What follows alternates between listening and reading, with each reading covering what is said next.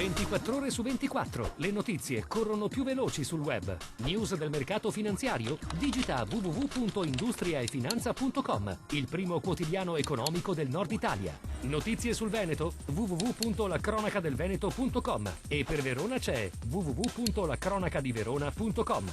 Guarda le ultime news sulle web TV di TG Italia, TV Veneto e tvverona.com. Collegati con il mondo. Connettiti con Industria e Finanza, la cronaca del Veneto e la cronacadiverona.com. Sul web l'informazione è in tempo reale.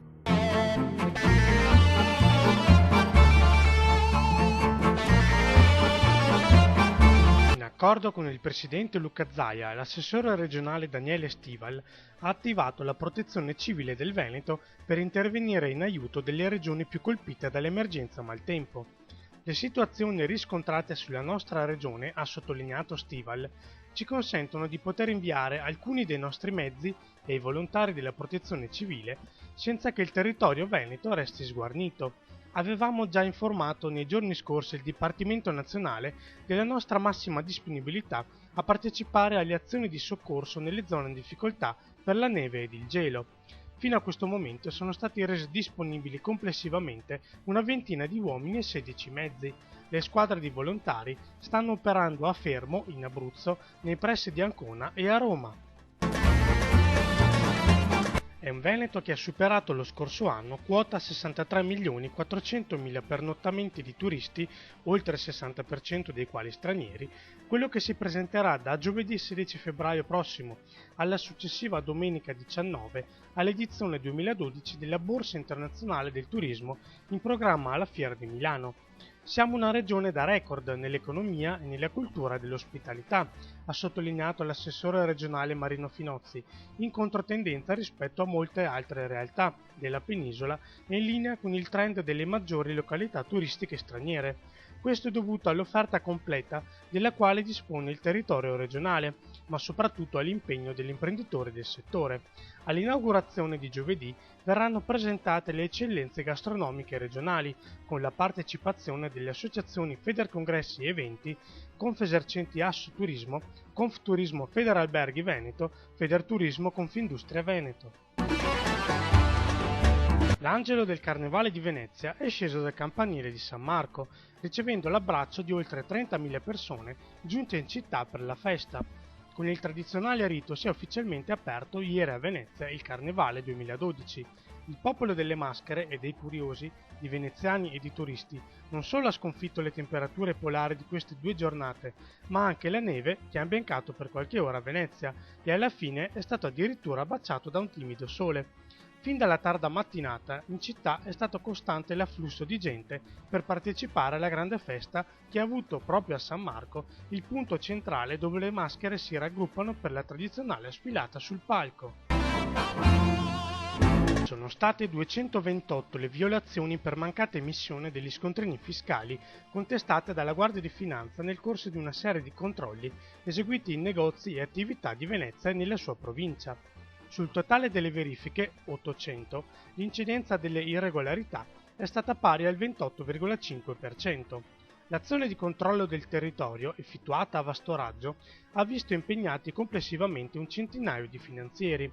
Sequestrate dalle guardie di finanza anche 10 tonnellate di sigarette di contrabbando per un valore di 1,5 milioni di euro recuperati per l'erario e circa 5 tonnellate di alimenti e vini scaduti o privi di etichettatura. 2 arresti e 3 denunce, questo è il bilancio di un'operazione della squadra mobile di Verona avvenuta la settimana scorsa.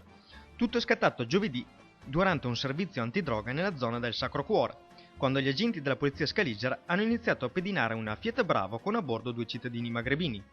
L'auto utilizzata per l'attività di spaccio è stata seguita fino all'Alpo, dove è avvenuta una prima consegna, affiancando una Mercedes con a bordo altri 2 connazionali. Una volante ha subito fermato i 2 uomini a bordo della Mercedes, ma non è stato trovato nulla, fino a quando uno dei 2 si è recato all'ospedale di Borgo Trento dicendo di aver ingerito la cocaina. Nel frattempo la Fiat Bravo è stata seguita fino a Madonna di Campagna. Lì gli agenti della squadra mobile hanno bloccato un altro marocchino, El Mansouri, con in mano 10 grammi di cocaina. Il marocchino è stato così arrestato per detenzione ai fini di spaccio. L'inseguimento della Fiat Bravo è proseguito poi in tangenziale ovest e lì la polizia ha deciso di intervenire e bloccare l'auto, ma i due sono scappati. L'autista della Bravo, Harim Slimane, è stato poi trovato dagli agenti nel suo appartamento di via Andrea Doria. Una volta preso è stato portato in questura e successivamente gli è stato convalidato l'arresto.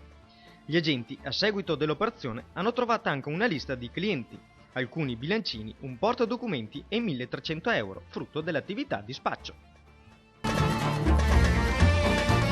L'impero di Murdoch va in pezzi. Dopo lo scandalo intercettazioni che ha portato alla chiusura del News of the World, un nuovo caso scuote il mondo della comunicazione.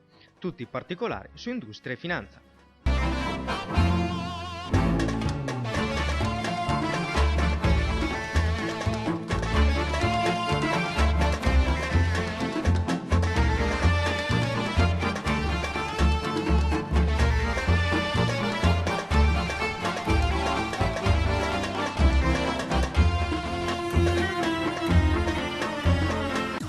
24 ore su 24, le notizie corrono più veloci sul web. News del mercato finanziario? Digita www.industriaefinanza.com, il primo quotidiano economico del Nord Italia. Notizie sul Veneto? www.lacronacadelveneto.com e per Verona c'è www.lacronacadiverona.com.